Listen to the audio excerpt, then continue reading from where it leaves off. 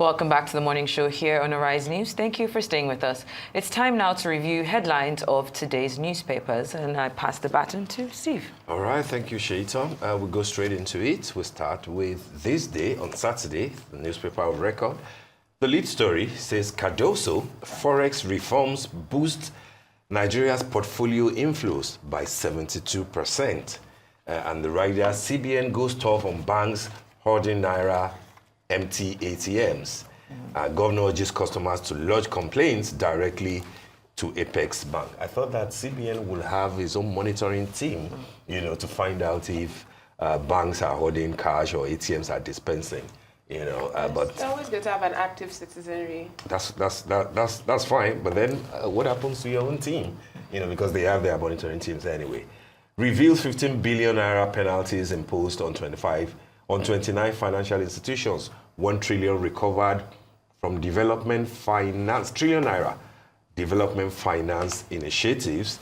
That's Cardoso giving account of the good things coming out of the CBN in terms of Forex reforms, and how it's boosting Nigeria's portfolio inflows by 72%. On top of that story will be, of course, part of the story of the week, Tinubu in Paris.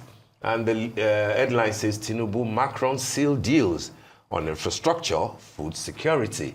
All the writers there, of course, point to the things that we've been discussing all week, if you like. It was on yesterday with Shaitan's program.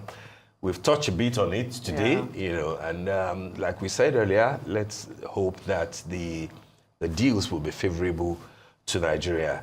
And on top of that, the story on page 6 says, Tinubu, Oborowore, Kalu, Commonwealth, UK, ICC, others hail Okonjo, Iweala's reappointment as WTO DG. Everybody is celebrating, reappointment or re-election as the DG of WTO. That's a good one for Nigeria, and it shows that, if anybody's in doubt that we're a giant of Africa, point towards Okonjo Iweala. On top of the masthead, NIWA confirms death of 200 in Kogi boat mishap.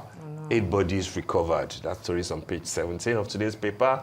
Sad one. Let's hope that the right authorities are looking at it to ensure that we don't continue to witness this sort of a thing. And on the window, stock market defies economic headwinds, gains 18.2 trillion in 11 months.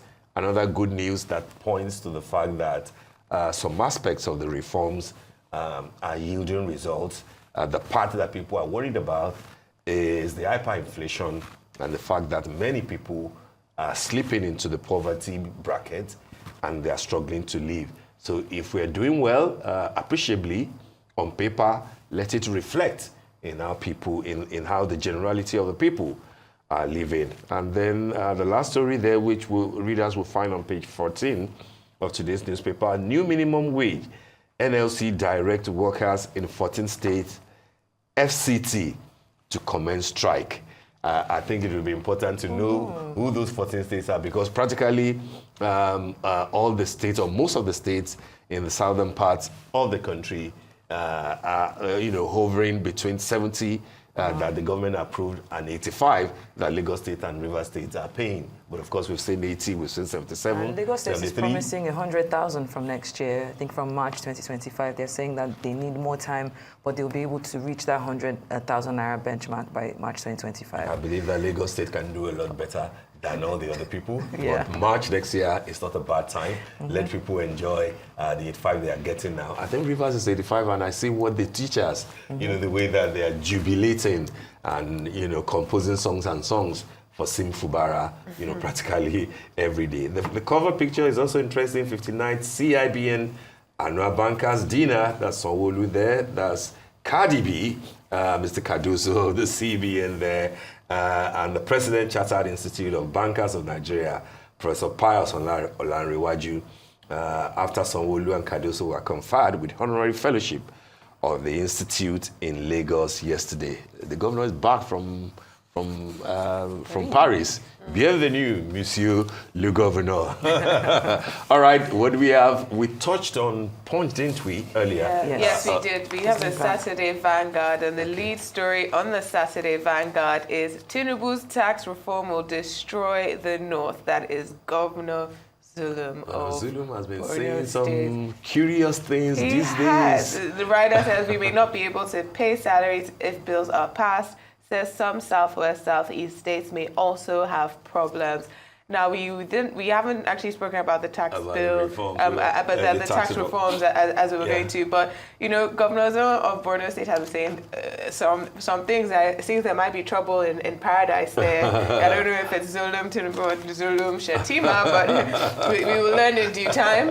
But the tax bills are something that's very important, and I would say that because they have been passed by the Senate for second reading, the Senate committee. There's going to be public hearings, so anybody who has problems with the tax bills can, apply to our National Assembly for them to help us out. But something about the tax bills that a lot of people are not talking about, and it's because we're mostly entrepreneurs and not for my employment, is that the company income tax is going to be 27.5%. Nearly a third of what you earn as company income tax. And there is also a 4% development levy on companies, in addition to the company income tax.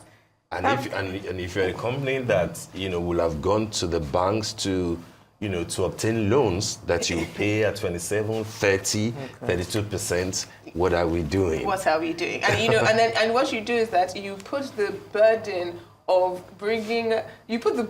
the formal companies, on the small, number of companies that are actually formalized and doing well in the system. That's strange, isn't it? It's entirely strange. Even telecoms have their own additional levy. Yeah.